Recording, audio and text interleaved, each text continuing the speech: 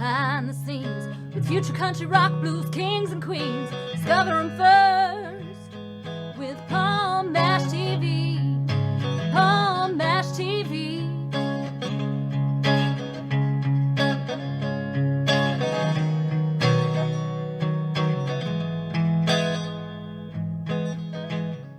Well, hello there. It's Palm Bash TV time again. Thank you so much for joining us. We got another great interview coming up in just a moment. But don't forget about that subscribe button. The bell button's below you there. And when you do that, you'll always be notified of any new episodes coming your way. And feel free to leave a comment on the comment section. We'd love to hear from you there. And check out the description as well as the closing credits at the end of the show, because we'll have contact info for you there. So hope you stay tuned for that. From Antigua, the Caribbean, we have Anthony Brightly. He's an awesome reggae artist. I think you're really going to love him. And we're going to be doing that in just a second, but here's another quick word from the Caden Gordon Show. So don't go away. We'll be right back right after this. It is Caden from the Caden Gordon Show. Today's best country mix. Check out my show at thecadengordonshow.com. Okay, we're back, and with us from Antigua, the Caribbean, we have Anthony Brightly today. Thanks for joining us, Anthony. Oh, it's an absolute pleasure. Okay, well, we're glad to have you here. How did it all begin for you? I mean, have you always wanted to be an artist since you were a little kid? Maybe came much later in life? I mean, tell us your story.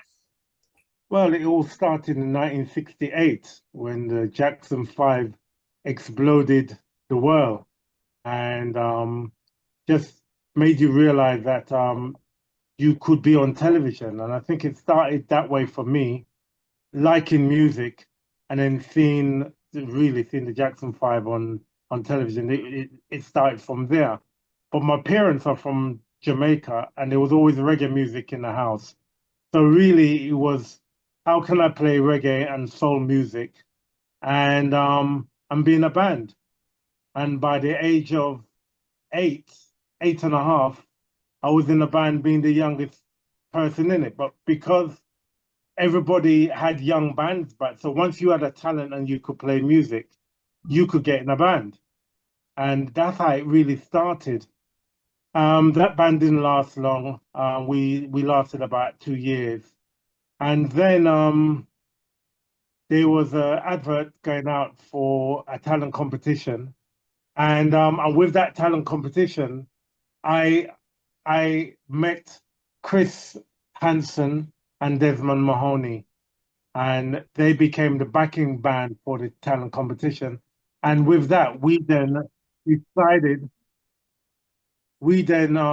decided to start a band, and we were originally called the Young Ones from Zion. And then, but because I was so young, but the rest of them was quite older than me, 5 and 6 years older than me. As they got to 18, they said, no, we can't be called the Young Ones from Zion anymore. And then we created the name Black Slate.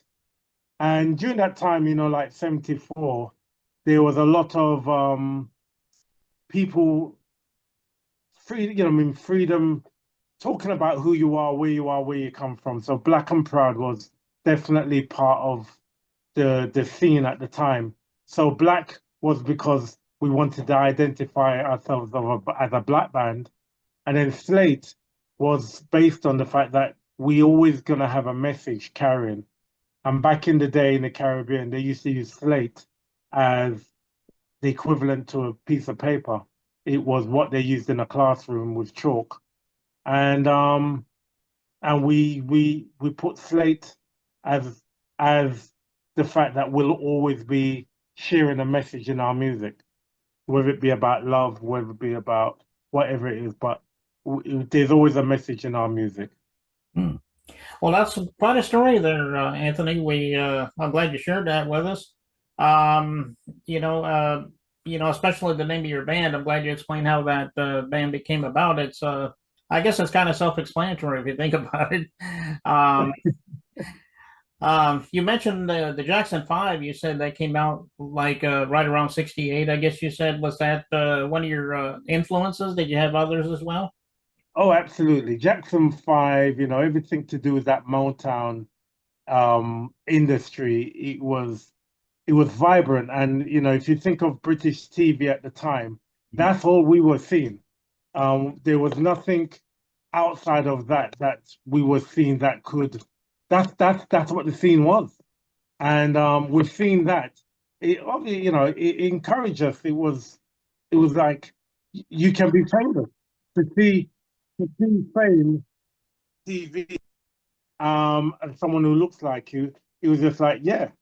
And then, well, by the time I got to 11, I was then recognizing the existence of Bob Marley. And then by the time I got to 12, 13, 12, my dad took me to see Bob Marley in London. And that was it. That was the change of my musical life. With that, we became a backing band. We worked with people like Owen Gray, Dennis Brown, Delroy Wilson, the Heptones, Leroy Smart, Prince Jazzbo, Dennis Al Capone, all the names of the Jamaican artists that would come to England. We started to work with them, and that really then turned us into. We were able to qualify and say that we can officially be a reggae band because we were playing with all the reggae greats. Everything what was on Trojan label, every one of those artists that had some sort of success, we would have worked with. And because of being a backing band in the talent competition, we learned like the top 100 reggae records. So we were like a jukebox of Jamaican music. But come 75, 76, we then we wrote a song which was about something happening locally, not realizing that that song was the first social commentary record or Black social commentary record in England. And it was about what was happening in our area, and that record was called Six Man. And that record became a hit, a local hit in England, and a European hit in Holland, Belgium, France, and Luxembourg.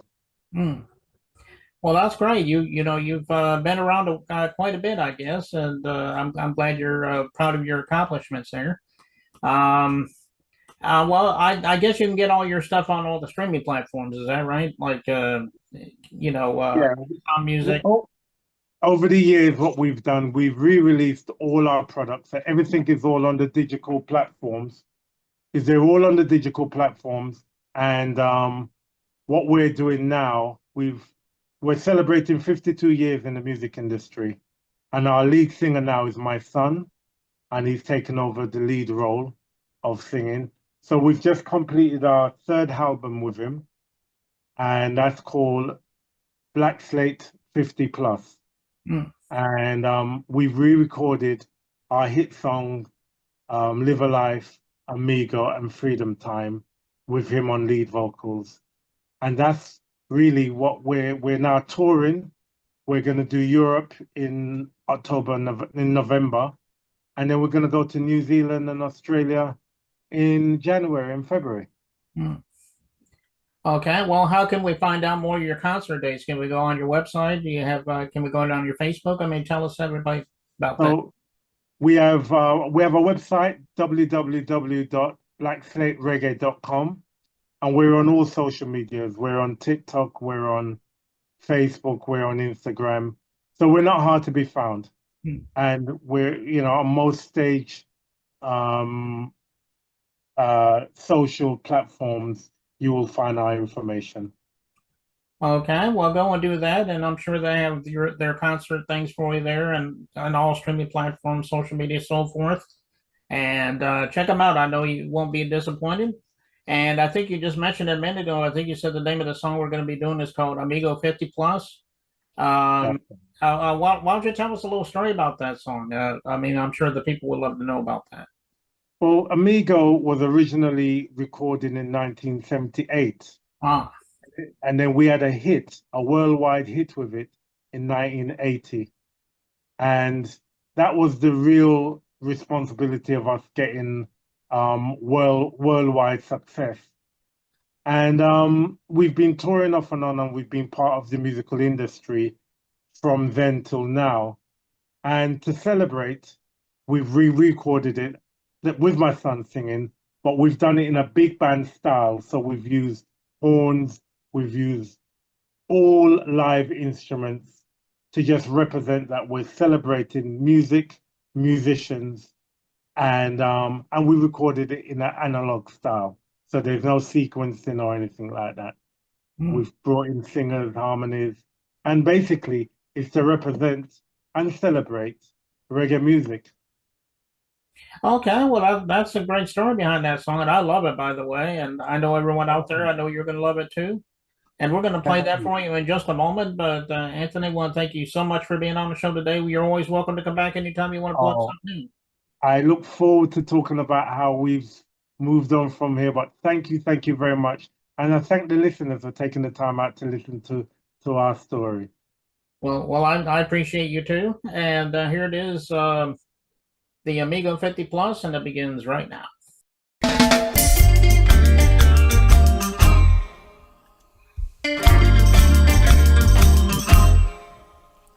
Amigo, amigo, amigo, amigo, amigo, amigo, amigo, amigo, amigo, amigo, amigo, amigo, ja nago mislead you now.